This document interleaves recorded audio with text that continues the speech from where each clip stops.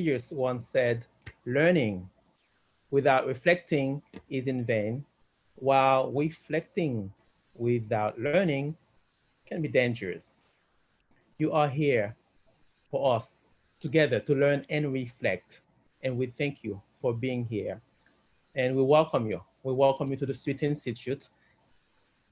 Our members, our new members, any one of you may be here for the first time. Those of you of Robert's Circle, Proud Circle, welcome. I often say I do not belong to any circle, but there's one circle I am totally proud to be part of. That's Robert's Circle. Isn't that great?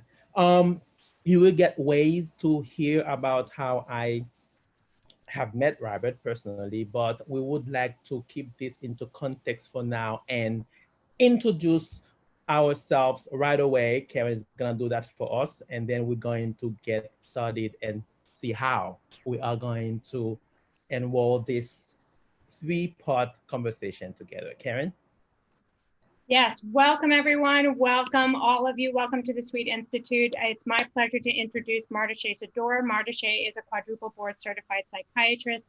He has board certifications in general adult psychiatry, child and adolescent psychiatry, forensic psychiatry, and addiction psychiatry.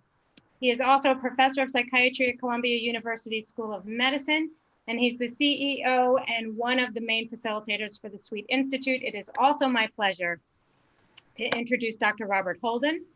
Robert is the Director of Success Intelligence and the Happiness Project. His work in psychology and spirituality has been featured on Oprah, Good Morning America. There have been two BBC specials and a PBS special. He's the author of 10 New York Times best-selling books. His work has been featured in numerous places, and for the last 10 years, he has also been hosting a weekly show on Hay House Radio for Shift Happens. So welcome, Robert, and welcome everyone again. Thank you, Karen. Thank you. It's wonderful to be here. Shall we begin, Marta Shea, just with a little centering practice? Please, Robert. Great. So let's as we gather and prepare ourselves for this journey, this conversational journey in three parts, let's take a moment just to, just really be present, be here, really arrive and be available to the conversation. To help us do this, I'm going to share a prayer by Howard Thurman. Howard Thurman was an African-American philosopher and civil rights leader.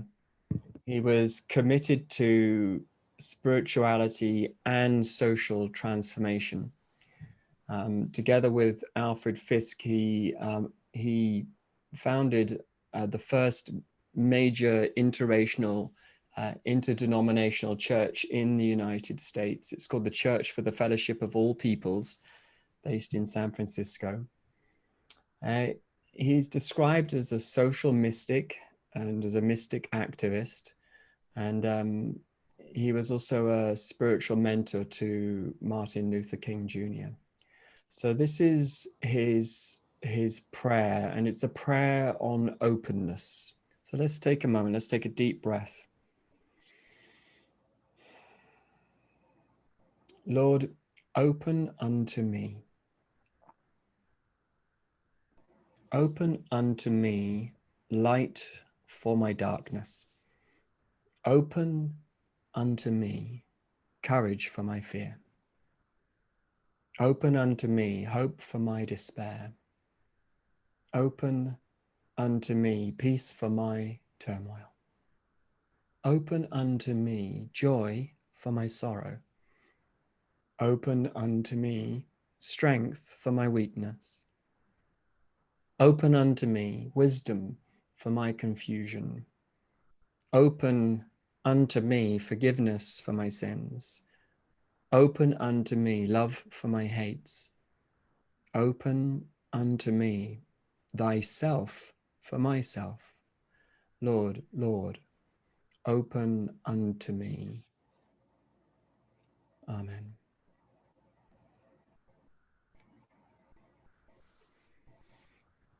Thank you, Robert. Mm. Thank you. If we were to channel Confucius, we would say that we have a quadruple aim for today and for this three-part conversation and even beyond that. The first one would be the fact that regardless how we think about racism, how we feel about it, or regardless of what our beliefs are about it has an effect and it affects all of us one way or another. That's the first aim. So the awareness of the fact that there is an effect would be one of the first aim. The second part of that quadruple aim would be the fact that because it affects us, it's particularly once we are in the awareness that one way or another it affects us, I think then there would be a, a logical sequence to say we care, we do care. And yes, it could be overt, it could be covert, it could be conscious, it could be unconscious. Some of us may be defended against it, but we do care. There is some caring about it, regardless of which side of the debate one may find him or herself. So the acknowledgement of that caring would be the second arm of this quadruple aim. Now, the third part would be once we are aware that there's an effect and we acknowledge that we care, is how do we respond? How do we respond in a way that is not going to create more problems? How do we respond in a way that nobody's going to be or feel alienated or have the fear of being retaliated against or feeling guilty? How do we behave? How do we respond rather in a way that is going to promote the conversation? Martin Luther King, whom Robert just mentioned, once said, "We must learn to live as brothers or we will perish as fools." He knew one or two things about living and racism and living together. And we may agree that we have seen part of what he often talked about. So, how do we respond? Which takes us to the last part of that quadruple aim for our conversation today and in the next 2 weeks. As we respond, how do we ensure that there is that balance between learning and reflection in order to put into practice the wisdom of Confucius, not learning without reflecting, but not reflecting without learning. And this fourth arm of the quadruple aim takes us to where we will be going really with this conversation, which we can sum up with the words of Einstein. Einstein once said, "We cannot create, we cannot solve our problems with the same type of thinking that we used to create it to start with." And that's where we're going. Once we are aware that there's an effect, once we acknowledge that we care, once we learn how to best respond, and once as we respond, we pay attention to how much we are learning, the reflection with inquiry as we move forward. But then all this takes us, this quadruple aim takes us to the ultimate aim, which is how do we ensure that we address racism differently? Well, there are a lot of smart people who've been trying to really address racism and the effects, whether how much progress we've made is up to grab. And one of the reasons is because perhaps we may listen a little bit to the genius, to what the genius Einstein was talking about. Now, how are we going to be doing that? Well, as you can see, Robert and I, we're so similar, right? At all levels, from physical, everything, right?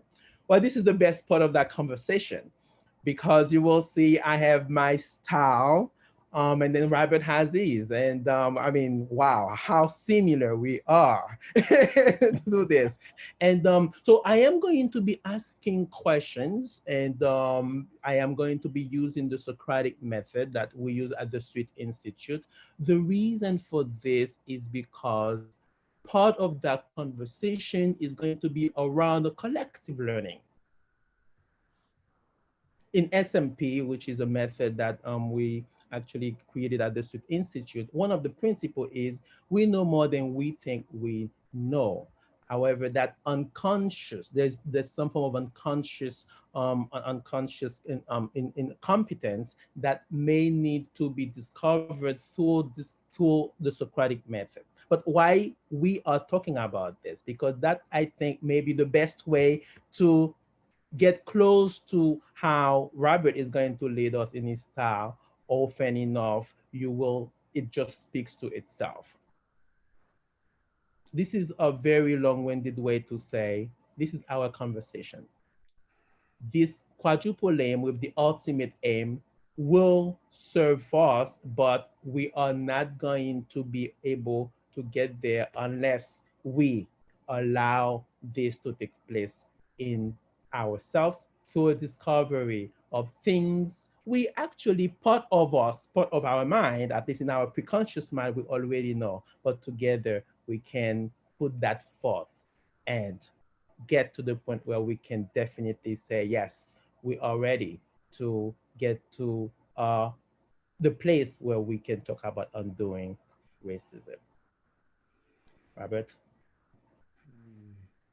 Well, should we just maybe say a little bit about how we met as well, and just a little bit about, yeah, our background with each other, and then we can as well, so you get a sense of where that all sort of kicked off. I mean, I get, well, because we met actually at a conference, a Hay House Writers Conference, and what I remember of it, and it was just firstly, I think some friendships are given, and I felt that as soon as we first met, that it was a friendship that was given. It was like we were friends already. Now it was only a matter of time to work out the details.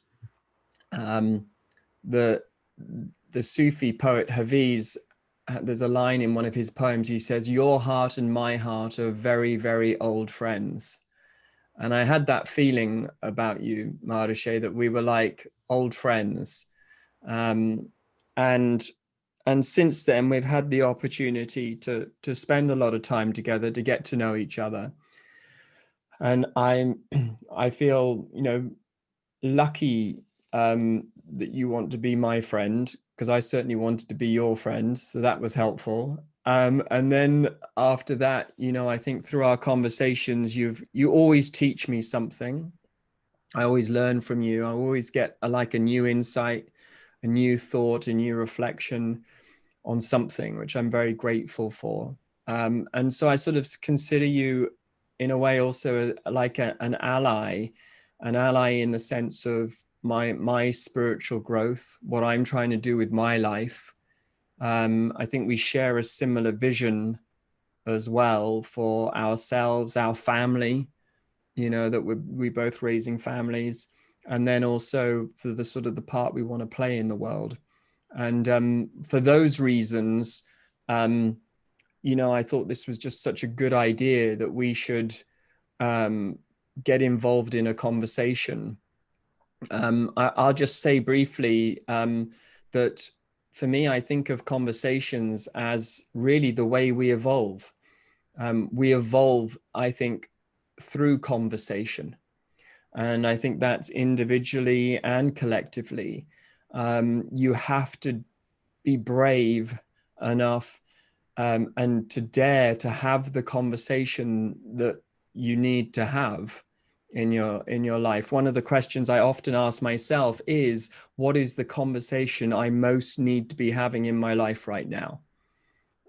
So I believe in the power of conversation as a device, as a mechanism for evolution. And I think it's through conversations that we listen and we learn and we love and we grow. Clearly there's an art to conversation, and it's something that I think I'm still trying to get the hang of, quite honestly, myself, right? Really learn to be a good listener, really learn to be present, really allow a conversation to influence me and affect me and help me to grow, you know? But when I am brave enough to let that happen, and I'm open enough to let that happen, and that's why I like Howard Thurman's prayer on openness. You know, I'd have to say, if I look at all the good moments in my life, they often have come from a conversation that happened with someone. And it led to some new awareness. It led to some extra bravery, some spark of imagination, and to something that happened from that. So on a personal note, one of my aims for this conversation over 3 parts is for me to listen and learn from you, Marta Shea. It's to be brave in this conversation on racism, which I consider to be one of the most important conversations in my life right now, and I think in a lot of people's life right now. I'd like to be more skilled in the conversation, to be honest. I feel awkward often in the conversation. I'm often afraid I'm not going to be politically correct. I'm afraid I'm not going to use the right terminology. I'm afraid I'm going to say the wrong thing without meaning to, you know. I don't feel up to speed on a lot of what, you know, if I think particularly for a lot of my Black friends, I don't think I've always really known how much inner work they've had to do in their life to be my friend, and not to just dismiss me as a white person, but to actually meet me as a friend and as a person in my own right, you know. And I don't think I've always seen how or realized just how much inner work some of my friends have had to do around that, you know, to stay open and charitable and loving to me when sometimes the way I show up, my appearance reflects, you know, the essential, you know, sort of big pain of their lives, really. So I want to be part of the solution in this conversation, and I don't want to be part of the problem. And so that's sort of why I want to have the conversation. I'm also hoping with everybody else being here, we can support each other in that conversation. The conversation of undoing racism, but also the, you know, it might be that this conversation supports us in other conversations to do with social justice, gender equality, ending poverty, for instance, famine and everything else, you know, all of those hard conversations that are necessary. Yeah. So anyway, that's a bit from me, Marta Shea. Thank you, Robert. So obviously, as I started saying earlier, the stars are so different, and that also including the humility of Robert. Robert is extremely humble, which is really worth emulating, right? All of us. So it's interesting because this conversation that we are having right now, we would not be having it had it not been for Robert. I personally used to have my own response to events around the world, you know, particularly in the United States, that reminds us of the social construct of the social injustice of racism. And now, with my meeting with Robert, for my work with Robert, with Success in Intelligence Mastermind, and we have actually several great great friends here from this program, things have shifted to such a point where not only the response has been different, but to be able to get into that inquiry and ask, how can I best serve? So when the last event with George Floyd took place, I have a number of physician colleagues calling me all day long, from neurosurgery to neurology to psychiatry, internal medicine, a lot of great friends throughout the country calling me to not only tell me, particularly many of them, like they were essential workers and then they were there. So there was already that stress and all that. But then at the same time, because they have been assigned a dark skinned body, and how the stress of the COVID and being in the hospital and all that, and thinking about how they think that they may be being affected emotionally and morally in a way that they had not been feeling before. Yet, as I'm listening to them, as I'm really looking at their response, my response has been totally different. Now, my response has been different for a variety of reasons. Now, my response has been different really for some time. But for the first time, I stopped and respond to that contrast differently. And I have to say that this actually is thanks to the work we've been doing together with Robert at the Success Intelligence Mastermind, and just in the inquiry of, okay, how can I serve here? And the next day I find myself going over a series of videos on Facebook and just starting a conversation. And then Robert obviously right away noticed that, and really could see how this is a conversation that was totally overdue. And without Robert, I don't think we would be having this conversation. Now, this has more significance than I may be conveying it. It does is because of what I said earlier, where Einstein saying we cannot solve our problems with the same type of thinking that we use to create it.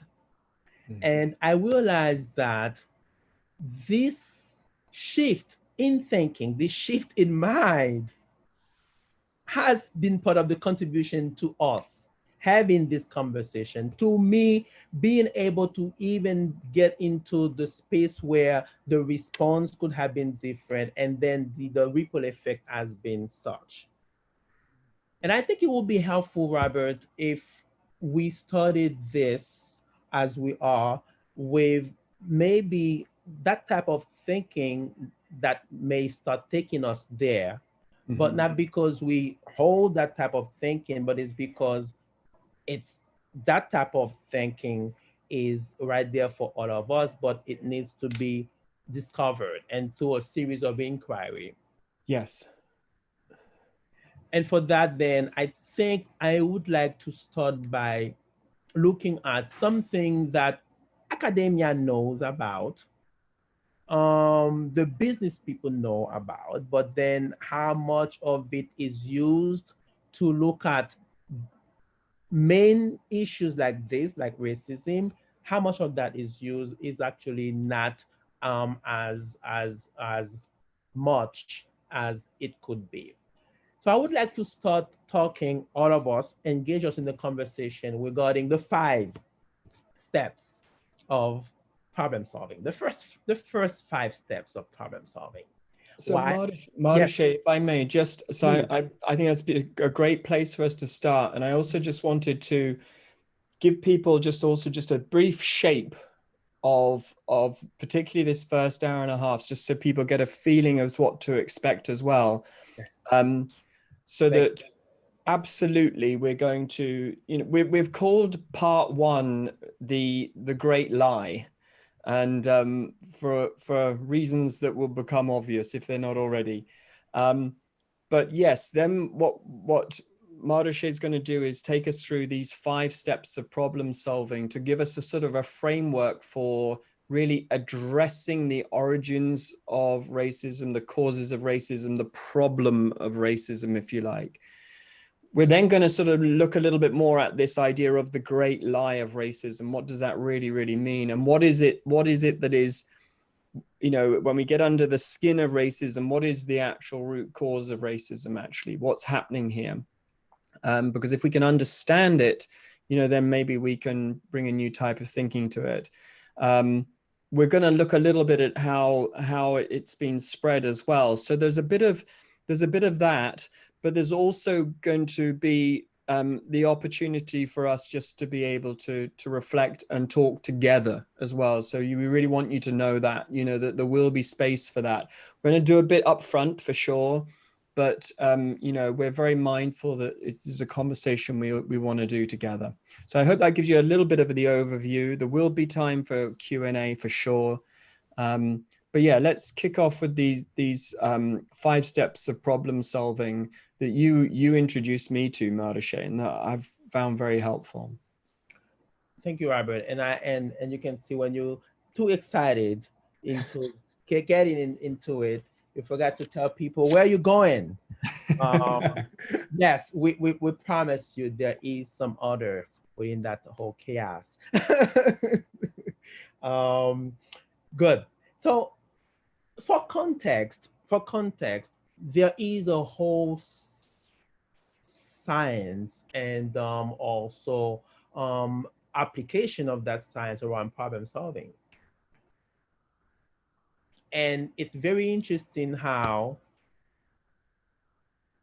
something that's so, we will get to what that means, that's something that at least affects all of us, which is racism, but none of this is being looked at when it comes to looking at what can we do addressing racism. Now, I think, as I said, I love to engage everyone through the collective learning using the Socratic method. You are muted, but you do have access to the chat box. And I wonder whether you would be able to use the chat box from time to time as I ask a series of questions. And with the Socratic method, there is no right or wrong answer. This is a very great activity and exercise for all of us as part of getting into that conversation, because it is not, it cannot be a lecture. It cannot be saying what we need to, what you need to do, but it is actually an a collective learning where we can live here every day during those next 3 weeks and say, yes, there is in fact this is what I discover from that process. Now, so the first step in problem solving, I would just like to say, let's just say let's just say this group here, we are in charge of undoing racism, of addressing racism. And we are going to ensure that we follow the process of problem solving. By guessing, what might be the first step? What would be your first step? Let's just say we're gonna look at the first 5 steps in that problem solving. What would be the first step you would really want to use? Oh, Karen says, name the problem. Thank you, Karen. That's Karen Old.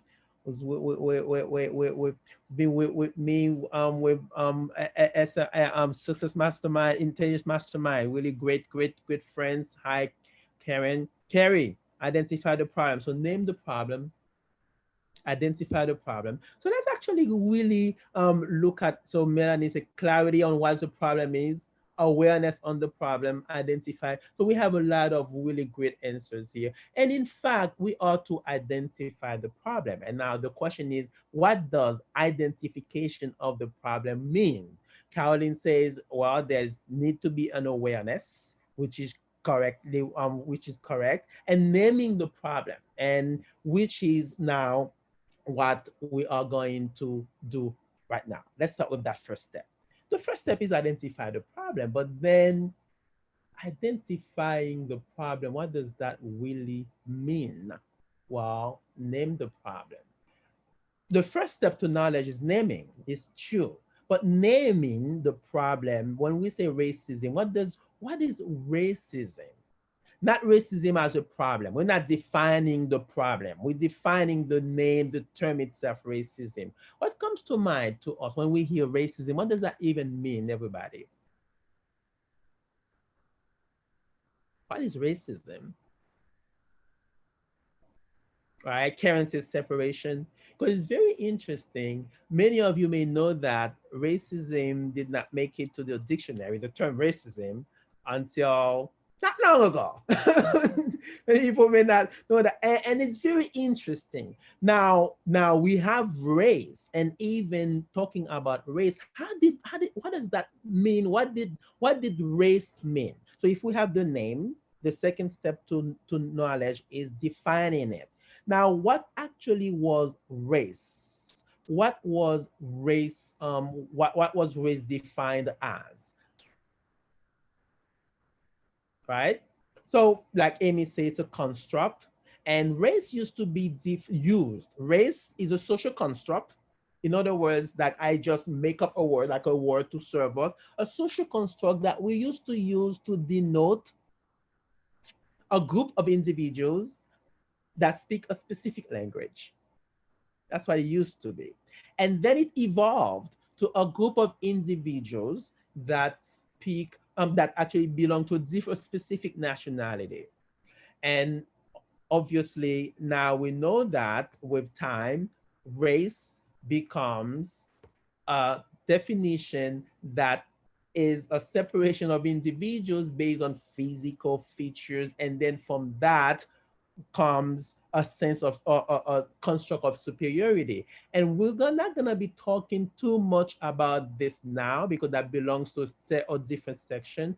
But as we identifying the problem, and if we're saying that the problem, if we're going to really name it, then we say the name is racism, and we're saying this is what racism means, what race means, then the question for us is racism really the problem?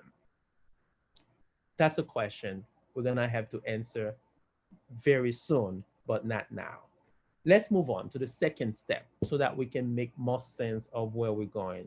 So let's just say we're working with the 5 first steps of problem solving around racism. We are tasked to do that. And we say we identify the problem. Let's just assume right now that we identify the problem as racism. What will be the second step once we have identified the problem? Anyone? Okay, Caroline said we're going to have to define the problem. Thank you, Caroline. What do people think about that?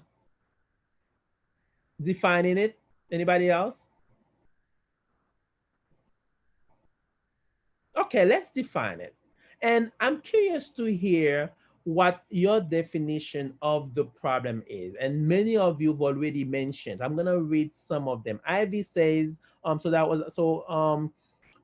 Lydia, I think, no. So Heidi says a biased behavior.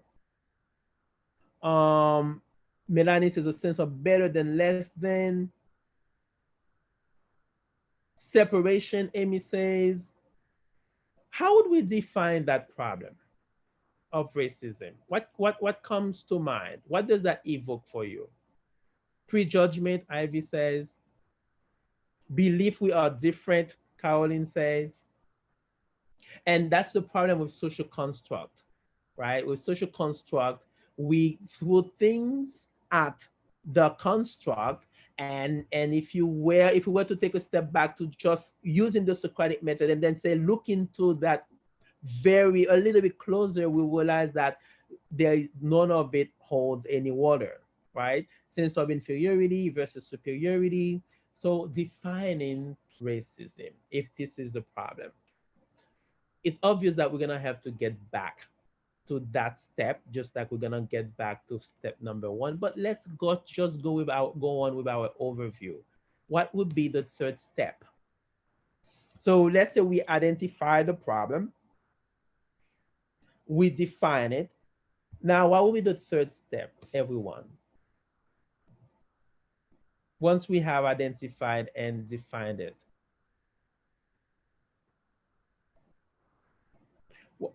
Well, before we look at causes, there is a step that many people miss when they're solving problem, and that is a very crucial one. It is actually an agreement on what the problem is. How many people agree that this is one step we've been getting really, really, really, really, right? And that's been part of the main problem. Now, that obviously that's not the really the only problem, but that's been part of it. So agreeing on what the problem is. Now, how many people would say that all of us agree on the problem of racism the same way? And how many people agree that how many people agree that one of the thing is here agreement on what is the problem? And now, yet, without that agreement, we have been trying to solve it. And the question is, what is the likelihood that we can really solve a problem that we say affects all of us, right? But without even agreeing on what the problem is. That's why once again, you will know that I quote Einstein a lot. And and I sometimes repeat the same quote of Einstein over and over. But for today particularly, I will repeat this quote. You will hear it again and again. We cannot solve our problems with the same type of thinking that we used when we created it. And in other words, as long as there is no agreement on what that problem is, which is the type of thinking we've been using. The type of thinking we've been using is thinking that we can solve racism, we can undo racism, but without even having to take a step back to say, wait a minute, do we agree on what the problem is? Do we agree on what we're doing here? And I spoke with a lot of my colleagues, and this is one of the actually question that often we really helps us get to something in common. Or what is the problem really? Do we agree on what the problem is? And because those are very like really intellectually smart people, that really helps elevate the conversation and really helps us take a look at how we can make better use of our frontal lobe than our amygdala. But until then, it's really, really, really a very, very difficult. So let's take a look. I'm going to venture and ask, can we agree on what the problem is when it comes to racism? I'm curious to hear from you guys. Can we agree? And Marta, Anybody? I just Yeah. wanted to also identify a question that came in Yes. about whether or not agreement also meant alignment. So agreement on, that's a good question. Agreement on what the problem is. Alignment would be more around solution, but agreement on the formulation of the problem, right? That's different.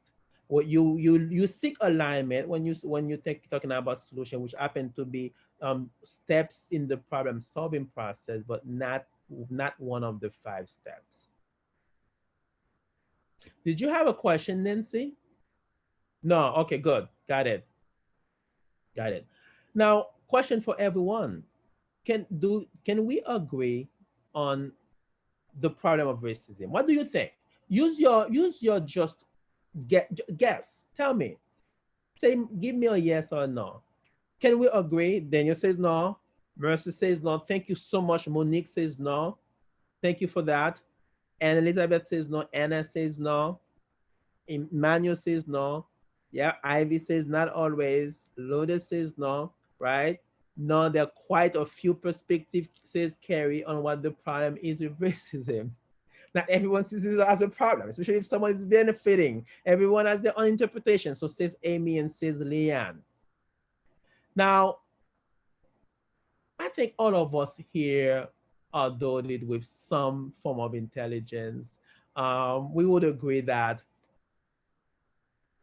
if we would be going all around in trying to address racism when we know that right here, right there, that simple step yet powerful step has been missing.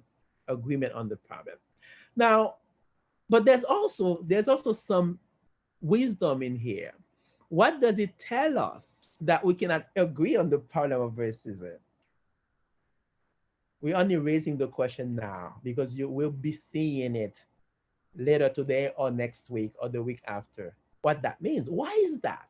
Why is it that we have so many different perspectives? Why is it that we have so many different disagreement on even what the problem is? Okay. Caroline say because we haven't defined it. Yeah.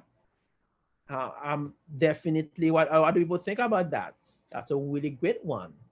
Have we really have it not yet how many people would say that many people may think that they have defined the problem? Yeah, yeah. Many people would say, well, we have a definition of the problem.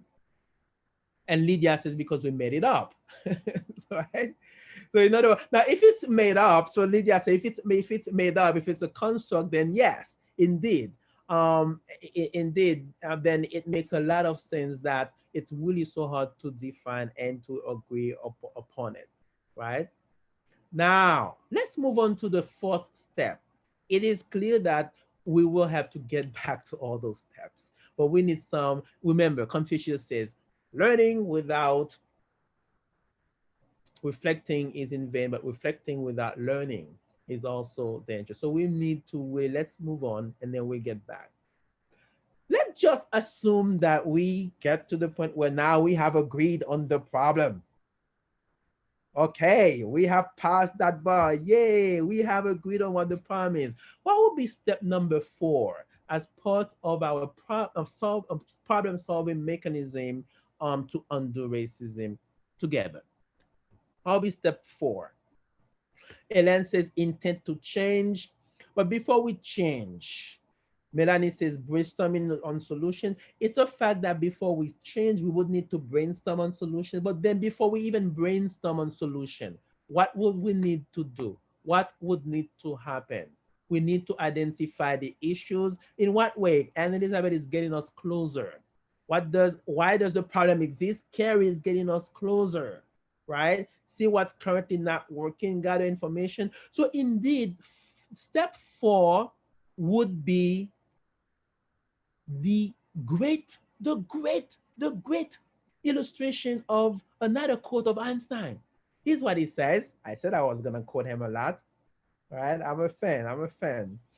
He says, if I am given 1 hour to solve a problem upon which the world depends, I would take 55 minutes to understand it and 5 minutes to solve it.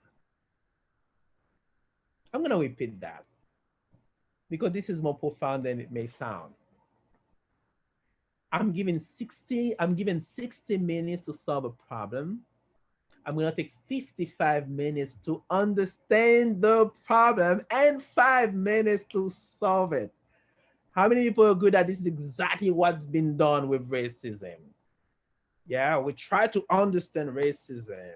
In other words, when something happens, we really try to understand. No. So we've been doing the exact opposite. And can we see why we have not been going that far? Can we see why we unfortunately it's not been working? But today we are here. You are the group who are right now designing the solution for racism, and we are using this template of our problem solving mechanism. And now we are at stage number 4. Remember, you have agreed on what the problem is, and you stage number 4, which is understanding the problem. Understanding the problem means what is the cause of racism? Yeah, that's the question we pose. In order for us to understand, we ask, why is that? What's going on? What's causing that? And that's step 4. And I'm going to ask you, what do you think is the cause behind racism? Everybody? Fear, Carrie said. Thank you, Carrie. Fear, Leon says. Anybody else? Fear, fear, fear. Socialization, Daniel says. I love the term socialization. I love it a lot. Lydia says, not leaving the golden rule. I have a lot of great responses here. Learning, Heidi says. Need to feel superior, Nancy says. Learning, and Elizabeth says. Lack of knowledge, says Lori. Believing that there's such a thing as race, yes. So in other words, I would like to pay some attention to that. In other words, we made up something and then we made it well. I think that's what Mitchell is saying here. Believing that there's such thing as a race, right? So we made up. So we use the social construct and then we build upon it. And then now nobody stop and think, wait a minute, we made that up, right? So that I love that you say that. Thank you, Mitchell. And we're not gonna get too excited with that because we really we're really going to look into that. So Caroline says separation, not seeing us all as ones. Thank you, Caroline. Lack of understanding, says Leah. Control, history, greed, says Melanie. Uh-huh. That false sense of scarcity, says Ellen. Well, that means we can actually write books and volumes of books on the cause of racism. Now, here's the thing. Whenever there is a problem that we are working on, we are trying to solve, whenever we find that there are hundreds, thousands of causes behind this problem, what does that tell us? Anyone? What does that say? What can we deduct from that? What can we conclude? So many causes. So we haven't defined the problem. Thank you, Colin. A lot of perception. Thank you, Vilma. Each will have a different perspective, okay? Hundreds of causes. What does that tell us? That means we haven't defined the problem. And would that also mean, because we haven't defined the problem, might that also mean we haven't really identified the problem? Bravo, Caroline. Caroline nailed it. How many people would agree that whenever we wait a minute, how can a problem have millions of causes behind it? Wait a minute, we must have missed something. Then what's the problem really? And that's the conversation I think we have to have. If we are really going to say we are going to solve this, what's the problem? What is the problem? Well, that's why we have step 5. Step 5 says, okay, step 4 was what is the cause of the problem? And we have so many different one, and then really definitely it's easy to look at the tip of the iceberg. But then step 5 tells us, wait a minute, let's look at the root cause of the problem. Let's do a root cause analysis. And for us to do that, just like everybody said earlier, we may need to really wonder what the problem really, what the definition of the problem, and then identify the problem. Now, I would like to actually ask for some volunteer using the chat box.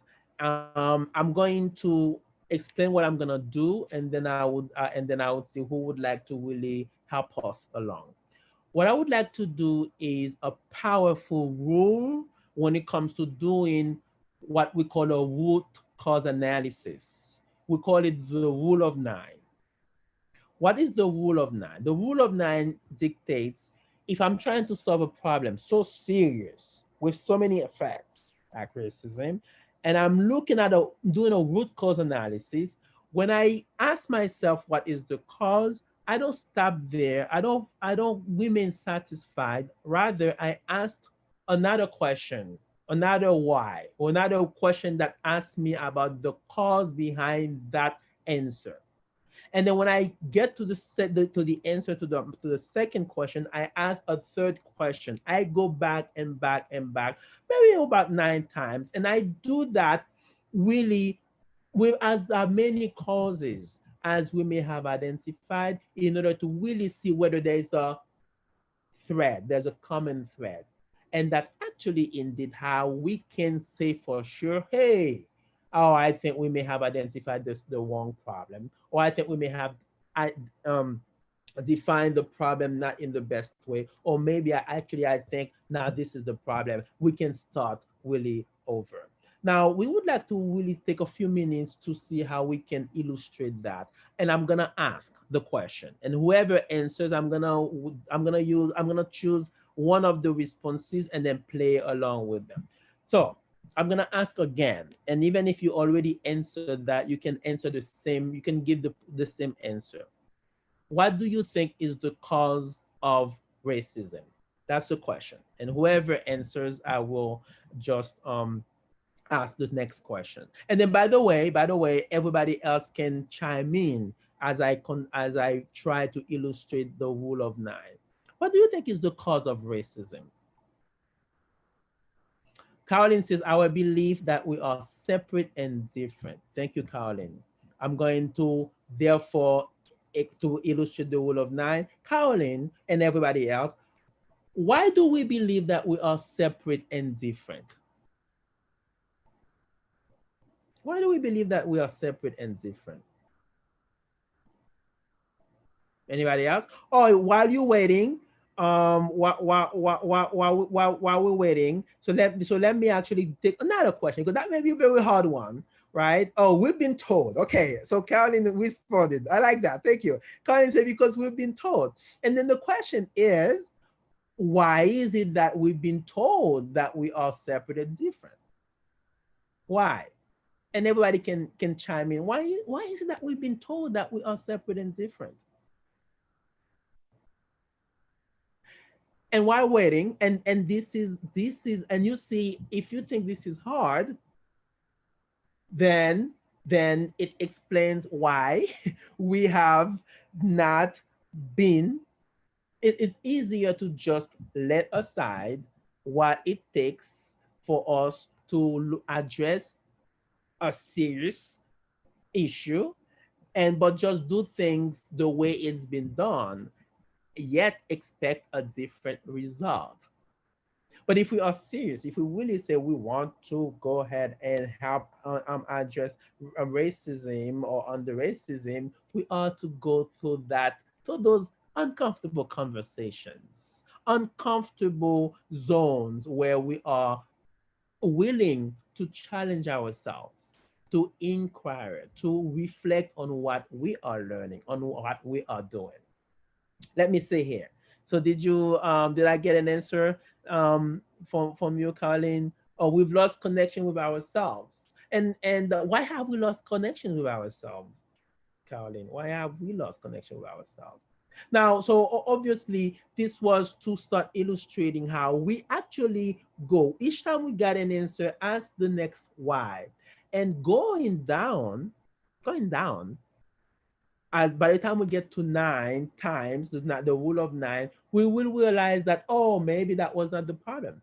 Now I'm going to go over read a few responses from the audience so that and then I'm going to ask a very important question, and very important.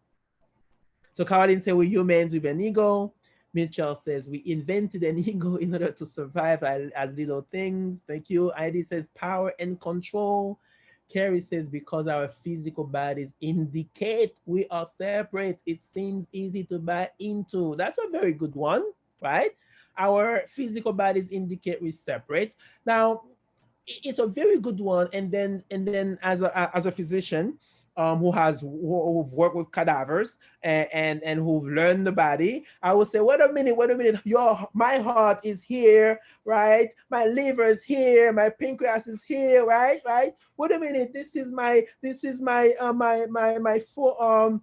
They're all separate in their little corners. Does that make me separate people, right? Then that I actually really, I think I'm the best person to ask and answer that question. So that's pretty good. That's pretty good. Um, now, now we also forget that we're all humans, says Vilma, only when a tragedy occurs. Okay, so I think we have some great responses here. Ruth says fear of difference. Good. Now, here's the question for everyone. Remember, the first step in problem solving for racism was to identify the problem. How many of you truly believe that the problem is racism? That the problem that we need to address is racism? Give me a yes or a no. So we have no, Louis no, Bonnie no. Very good, Kerry no. So we do have no. Wonderful, thank you. We do have, will everybody agree that we have been trying to address really something that's not a problem, but we're trying to address, we've been trying to address the wrong problem. Okay. Now, why have we been doing that? Why? Why have we been doing that? Like Anne Elizabeth says, a symptom, an effect. Why have we been doing that then? Why have we been trying to solve the effect, the symptom, as opposed to the real problem? Good.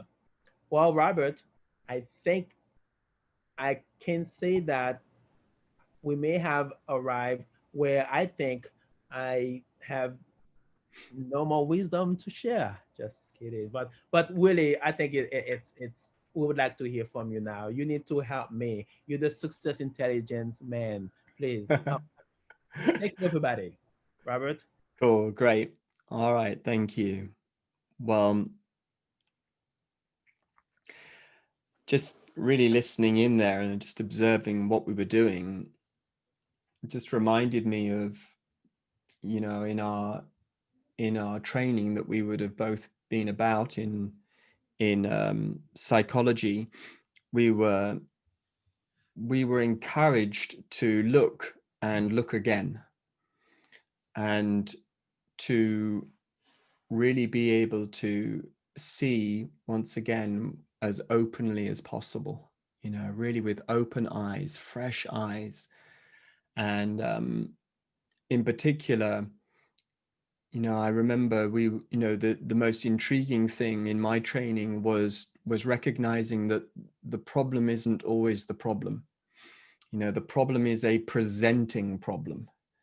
And what we need to do is acknowledge the presenting problem, for sure. We're not dismissing the importance of it.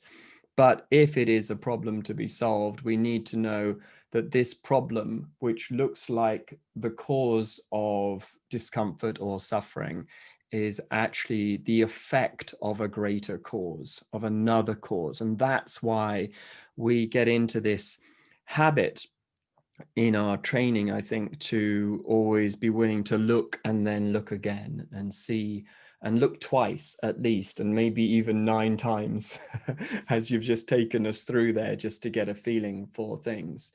So there's a discipline here, which I think we've both been sort of trained in, which is just to do that. Added to which, I'd have to say personally, you know, I often think of seeing as a prayer in a way, and it's sort of prayer assisted seeing. You know, I'll often make it a prayer: help me to see this differently, or help me to see this truly. You know, give me, so I'm always looking for some sort of help with this, with seeing. And why is that? Well, it's because my perception, I know now, because I understand how perception works, it never really gives me the whole picture. It just gives me bits and pieces of the picture. My perception, you know, will never show me the whole picture, but it will show me bits and pieces of it.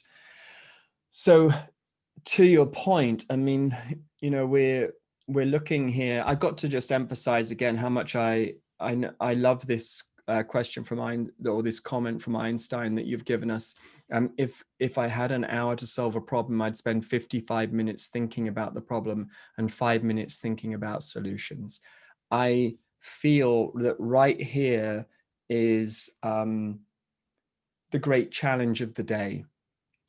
For many of us, when we are tuning into conversations at the moment about important conversations like racism, the channels of communication that are open to us are Twitter, with its 140 characters, and then Facebook pages with comments on them, the BBC, CNN, and Fox with interviews that last rarely more than 3 minutes. And here we are. So 55 minutes to think about the problem. No, I'm sorry. These days you get 55 words. You get 55 words, you get 55 seconds, and you're meant to come up with a solution somehow. So clearly what we're doing is, we're slowing everything down, aren't we?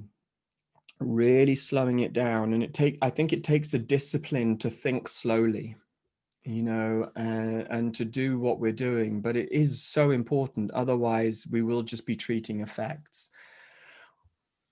At first glance, racism, seems real enough. But for example, as the scientist George Lakoff says, even using the word race and criticizing racism reinforces the problem. So the language we're even using is in many ways part of the problem. And why is using the word race a problem? Well, it's essentially because race doesn't exist. Racism exists, for sure, we can see that, but actually race itself doesn't exist. At first glance, of course, we'll look at each other and say, my goodness, how different we all are. And in many ways we are, we have lots and lots of differences about us. But what I've found particularly interesting, Marta Shea, is, for instance, is just really my research just into the science of racism. Firstly, into the history of the science of racism, but even just where we are now. And for example, the American Society of Human Genetics points out that actually race is a lie, really. I'm going to quote now from one of their major papers. The science of genetics demonstrates that humans cannot be divided into biologically distinct subcategories. Okay. And therefore, race is a social construct with no biological basis. Interestingly, for me, in another piece of research, this was in 2018, this was in the Scientific American, there's a piece of research which shows that there's a broad scientific consensus that when it comes to genes, there is just as much diversity within racial and ethnic groups as there is across them. So we're not saying diversity doesn't exist. We're saying actually diversity is a fact of life.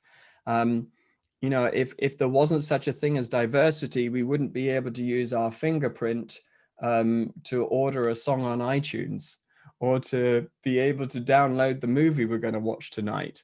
I mean, it's very real. This isn't just that fingerprint.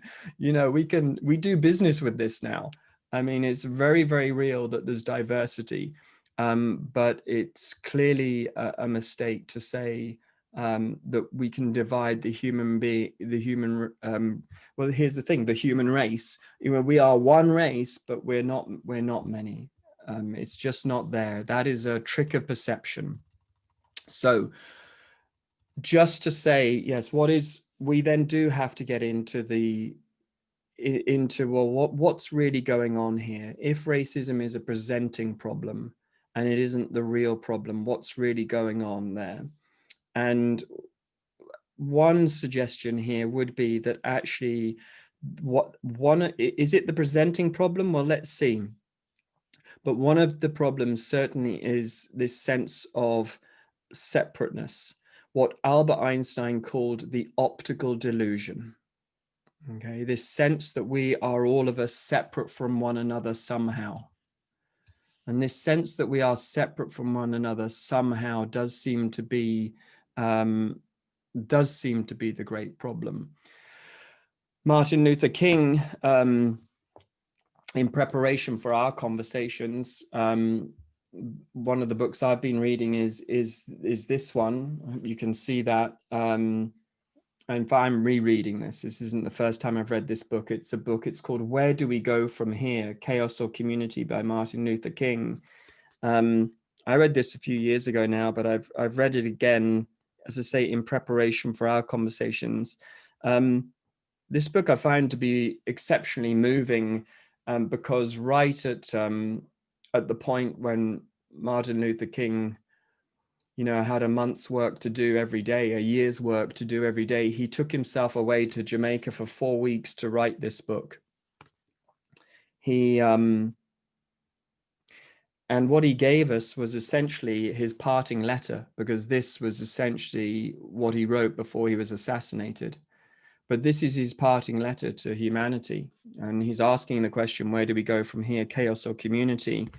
And in here, he makes the point, and I'm going to quote now, he says, racism is total estrangement. It separates not only bodies, but minds and spirits. Inevitably, it descends to inflicting spiritual and physical homicide upon the out-group. So here he's identifying essentially that separation is perhaps the root cause, really, ultimately, of racism. And then I'm going to just go to one more book of Martin Luther King's, another one of my favorites, which is The Strength to Love, which is a collection of his sermons. And right here on the front page, in the foreword, actually written by Coretta Scott King, but Coretta is quoting Martin Luther King. She explains that his belief was in the interrelated structure of reality. Martin Luther King believed in the interrelated structure of reality. He said this, all men are caught in an inescapable network of mutuality, tied in a single garment of destiny. Whatever affects one directly affects all directly. I can never be what I ought to be until you are what you ought to be, and you can never be what you ought to be until I am what I ought to be.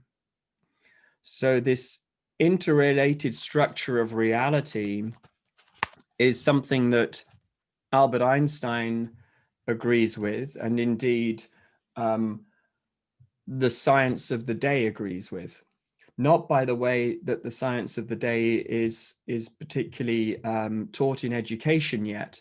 As we've seen in history, the science of the day takes a while to trickle down into sort of groupthink. But nonetheless, this is what he thought. I'm just going to share one more idea at this point, if I may, from another person that I've found very, very influential in my life and my work. And that's the psychiatrist Erich Fromm, who wrote a book called The Art of Loving. And in The Art of Loving, Erich Fromm said the deepest need of man then is the need to overcome his separateness, to leave the prison of his aloneness. He said the absolute failure to achieve this aim means insanity. He said the one sane and satisfactory answer to the problem of human existence, therefore, then, is that any society which excludes relatively the development of love must in the long run perish of its own contradictory with the basic necessities of human nature. So essentially what we have here is we've got the proposition, I think, that we're putting forward here. Thank you for putting those links in as well. Thank you for doing that, Karen. Yeah. This is what we're looking at, the sense of separateness. And from the sense of separateness, which again, it's very understandable. We understand how this happens. Each and every one of us gets issued with our own body. Each and every one of us does feel separate from each other, for sure. And from that sense of separateness, there is fear. And when there is fear, then of course there can be misunderstanding. Also with separateness, I think there is also something else that happens, which is a sense of lack. And when we experience a sense of lack, in an effort to compensate for that sense of lack, we often tip ourselves into essentially into greed and exploitation. And so what happens is, along the way is, rather than seeing our welfare tied up in the welfare of another person, often we have a history of this, of exploiting each other. And I think it's just enough to say at this stage, Martin Luther King identified what he called the three triple evils, the triple evils, if you like, the three evils. This was racism, and it was poverty, economic exploitation. Poverty only exists because of economic exploitation. There's no need for poverty on the planet anymore. It's completely not necessary, except economic exploitation and economic greed. And then the other one is war, which is what eats up all of the finances and increases this sense of separateness. So from this sense of separateness, we see everything else that arises, this sense of fear, this sense of lack. And because of that, we then seem to get into all sorts of problems together. Marta Shea, you've really helped me understand a little bit more about how the Great Lie was spread through the world. I mean, do you want to maybe say a little bit about that now? I would, and I wonder whether it might be a good time also to hear from the rest of us, rather, Yeah, audience. I agree. Let's do that. Because we can talk more about that for now, along the way. I think that's great. Yeah. So over to you. Why don't you go ahead, any one of you who have any comments you would like to make or ask, have a question, just unmute yourself and we would love to hear you. Remember, this is a conversation. And And if maybe we could ask for a blue hand first, for those of you who know uh-huh, how to use a blue that's the hand. next part. Yes, thank you, Robert. Yeah. That's correct. So if you can raise your hand, and so actually I'm unable. Karen, you're able to see, right?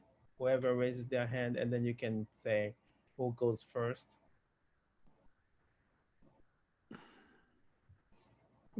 Could be comment, questions, reflections. What have you heard so far? What has this part of the conversation evoked for you so far?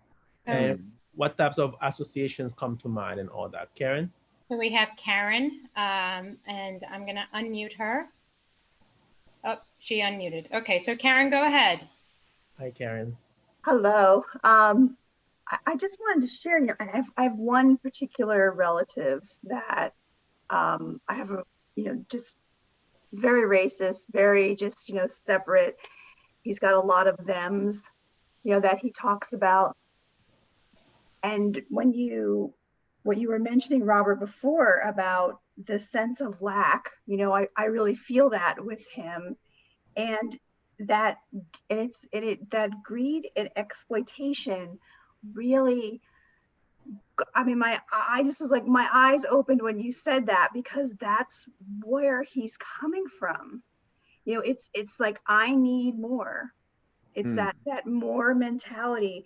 And for me to have more, I have to exploitate people. And it just gave me such more awareness onto what's going on with his thinking. And I never heard it put that way before. So that was very eye-opening for me. So I just wanted to say thank you for that. Thank you, Karen. And thank you for joining us as well. It means a lot to me that you're here. Thank you. Glad to be here. Yeah.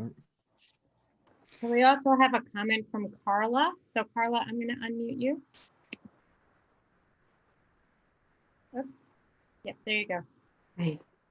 So thank you. Good morning, everyone.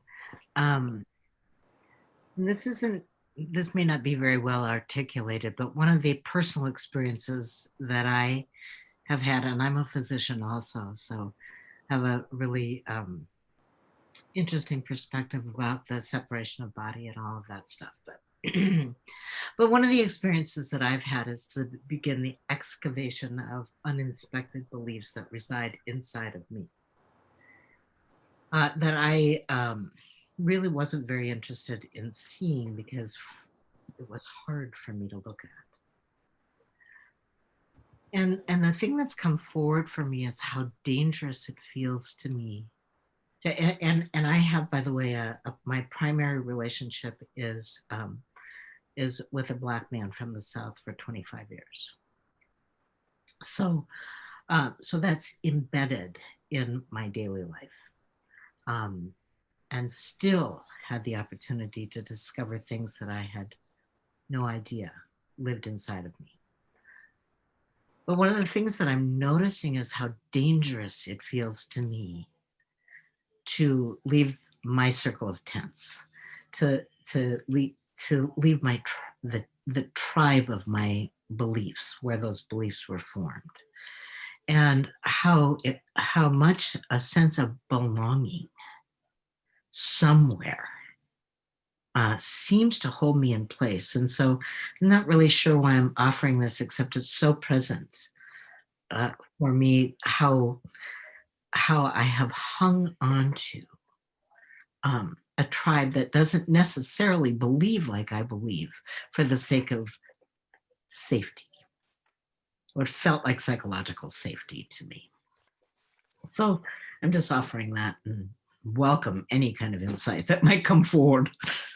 Yeah.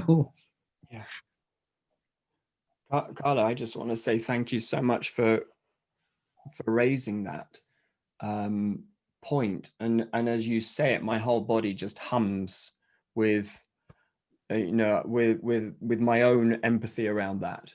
If I can just think of the number of times in my life where I've sat in a family gathering or a gathering with friends, or a gathering of colleagues, and that moment when I realize, oh, I don't necessarily agree with this. I don't feel the same way about this. What am I going to say?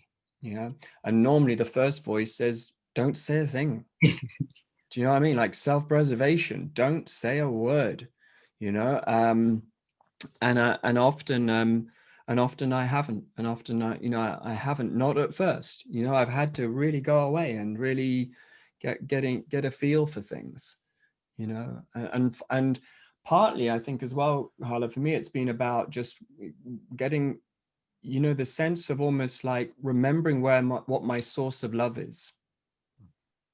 And my source of strength. Where does my real love come from, and where does my real strength come from? And I've had to think like that because of, I think, that feeling of often that lots and lots of us, I think, have had this experience. We if evolution is real, then it surely must be that we outgrow the thinking of yesterday somehow. And this is a scary thing to do. It's a really scary thing to do. I will, if I may, this book, The Strength to Love, the second chapter is a sermon called The Transformed Nonconformist. And I love this one. The Transformed Nonconformist is absolutely brilliant for, because Martin Luther King used to talk about being tough-minded versus soft-minded, yeah, and tough-minded was, well, soft-mindedness was simply going along with what everybody else is thinking because everybody else is thinking it, and he called that soft-mindedness, and he referred to it as gullibility. But tough-mindedness is this capacity to think a thought of your own, you know, or to listen to that inner voice that tells you the truth, you know, or listen to your heart and go with it. The very fact that you've spoken your words into the group, you know, helps me feel braver as well, though. So I want to say that, because I think it's all of our challenges, yeah, to be transformed nonconformists. Yeah. Thank you. So Carla, I would like to echo Robert and thank you very much. This has been a very powerful share. And this also reminds me, as I said in the very beginning, during all these events, I've had a lot of calls. I have calls from colleagues who were born who have been assigned a dark skin body. I've also had calls from people from colleagues who have been assigned a light skin body, to use my word, and that's exactly what you are saying, and really comes up, and other among other things. I believe in week 2 will it be, Robert, when we'll be talking about associated beliefs with racism, and that's exactly what Carla is alluding to. Mm-hmm. This is one of the reasons why we study by looking at those steps of problem solving. So if we are able to enlarge, to look at the actual phenomenon beyond how we currently frame it, that will allow us to also be in touch with where you are, Carla, around associated belief, how I'm feeling a certain way, and what does that really mean? What does that really tell us? And then it bears the question, which one starts first? Which one comes first? And that's why there's no way we can be satisfied with understanding the problem as just being racism, as you've already debunked, but there must be a root cause behind all this. The problem cannot be as superficial as we have been formulating it. And I think really that's one of the great insight you have given us through your share. And we would like to thank you for that. Thank you. Yeah. Now, I think we do have we do, Elizabeth, you wanted to hear No, more so about, Elizabeth said Okay. she's not quite ready yet, Good. but Amy has her hand up Go for it. and would like to speak. And there's also other things going on in the chat that I think we need to pay attention to. Yeah, I'm going to address Melanie's point as well, if I may, but let's go to... And I'll share with you additional comments Melanie made. Thank you. Go for it, Amy. Hi, can everyone hear me? Yes. Hi, Amy. Okay, hi, I'm on Bluetooth. Hi, good to see everyone. I besides doing private practice work, I work for the State Department for the CPS in my state. Mm-hmm. And I'm up for our justice, often passionate about the work, right? And really want to make changes. And I think one of the struggles is when you are, like everyone's saying, in those situations where people don't, it's not, you know, something that they're passionate about, and getting that out. And when you went through the 5 steps to say, have we even agreed that there's a problem, that really hit me, because I'm like, you know, we're putting so many things into policy, and we're making putting forth initiatives to be anti-racist, and what does that mean? And we're doing a lot of teaching, and I understand the value of people's belief systems and understanding that, but you know, things kind of come down and are imposed on people, but not stepping back to say, do people even recognize, despite the data that we see of disparate outcomes for children of color, disparities, overrepresentation, in my particular system, that I don't even know if people truly believe that there's a problem. So that really hit me, and I'll definitely bring that back. So I appreciate that. Yeah, thank you, Amy. Thank you so much, Amy. Really appreciate that. Robert, you wanted to? Yeah, I was just I think just from what I saw from Melanie about, you know, that we're identifying at this point that racism is a it's not caused by itself. Yeah, it comes from a deeper wound.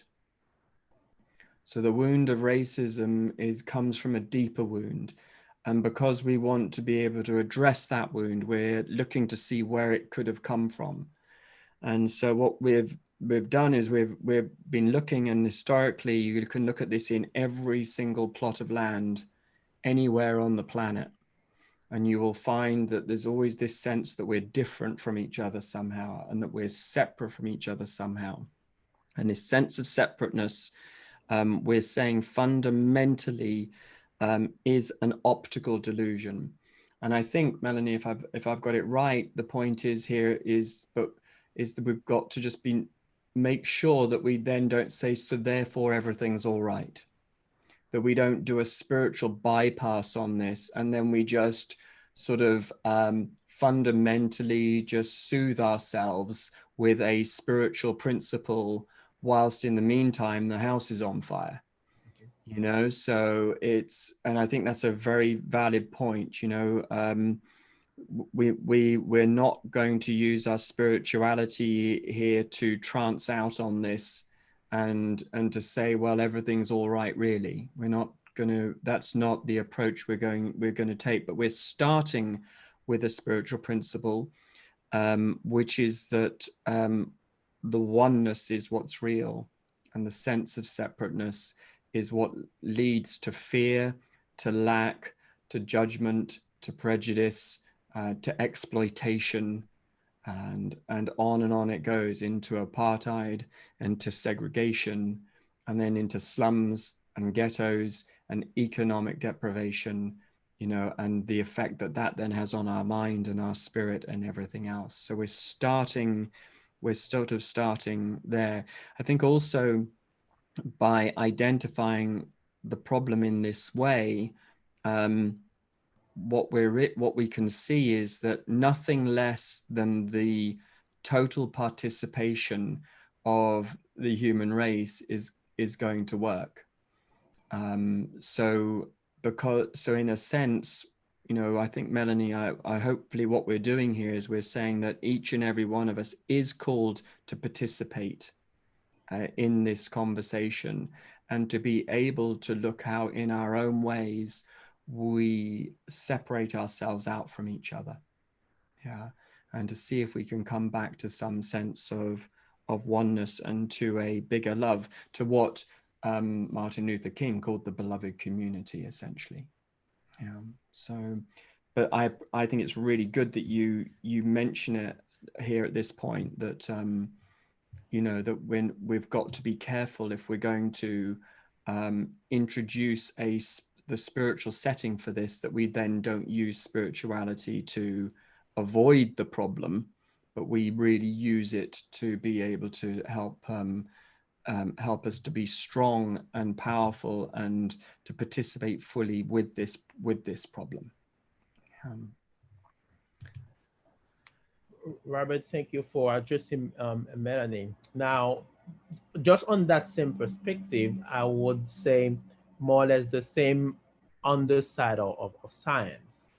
And so it's clear, actually, Robert, you cited the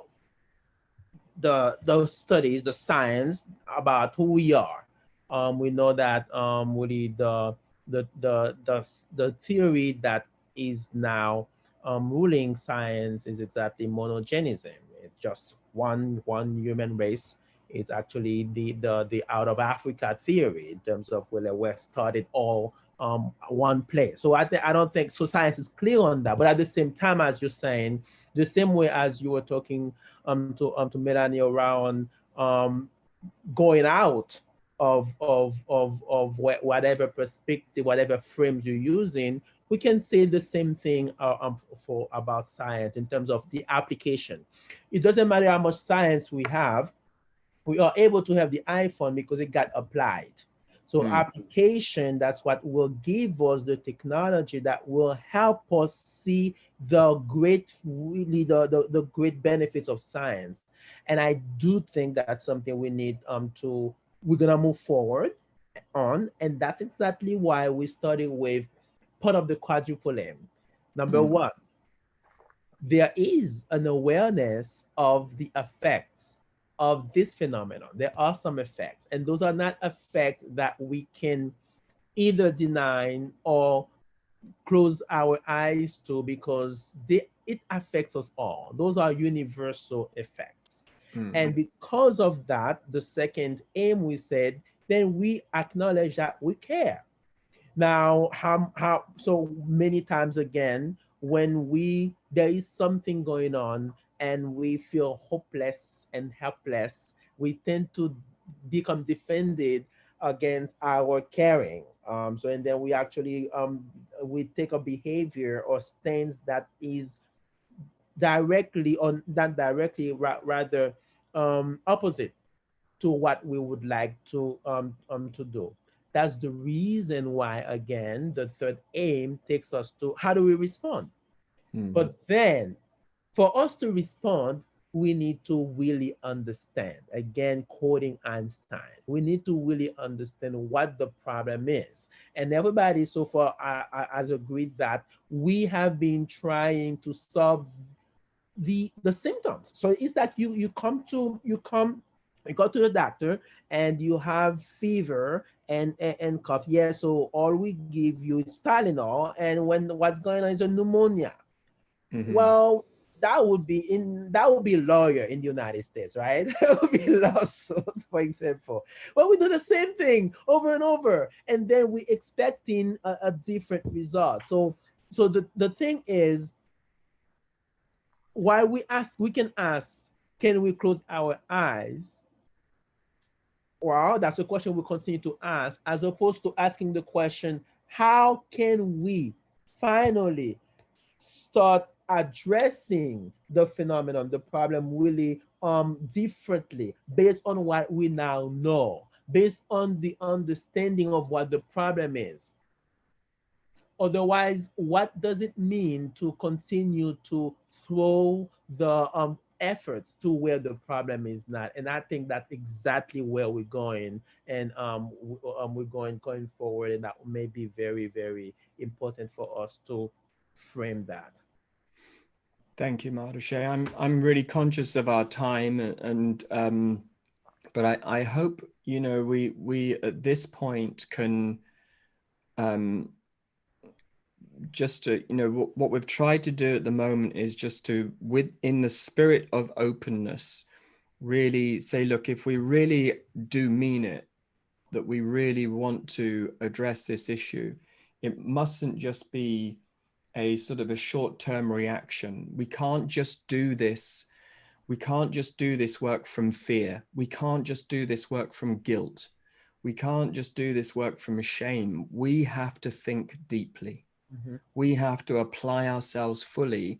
And to Heidi's point in here, we have to be willing to widen our circle of caring so that we really, really understand that this is everybody's issue.